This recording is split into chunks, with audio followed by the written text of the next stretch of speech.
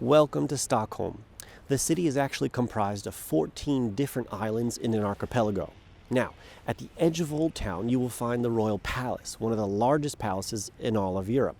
It is comprised of 1,500 rooms, and today you'll find a museum and stately apartments for foreign dignitaries, but not the royal family. They reside somewhere else. Let's go have a closer look.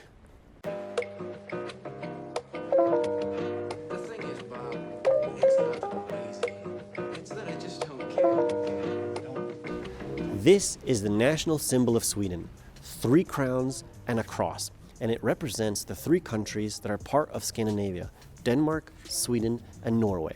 And the cross isn't a religious cross, it's the cross you'll find on the national flag.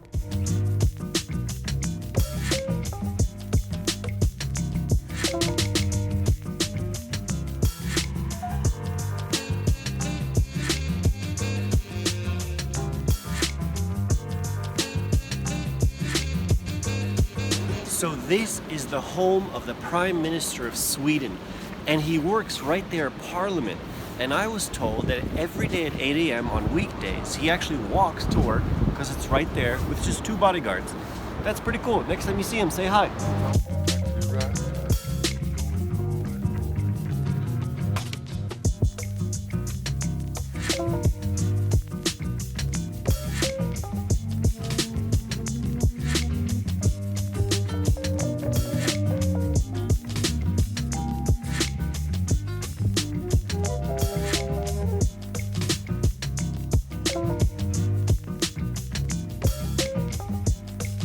The original capital city of Sweden was Sigtuna, but 1,000 years ago, pirates attacked the city often, and a new capital city had to be chosen.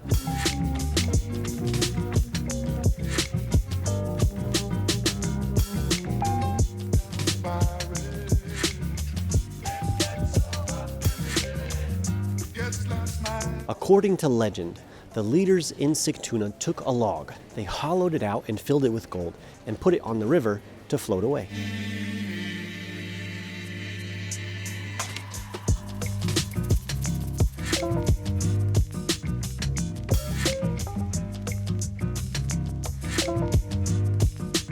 The log floated down the river for several days before it landed on the island where Old Town is located. Hence they called it Stockholm, or Log Island, because that's where the log had actually hit land.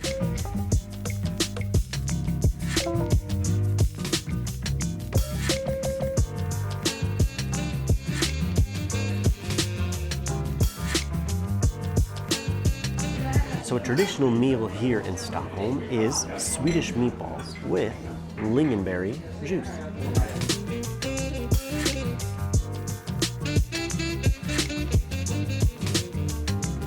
All right, we're gonna go for a walk on the frozen Lake Mälaren.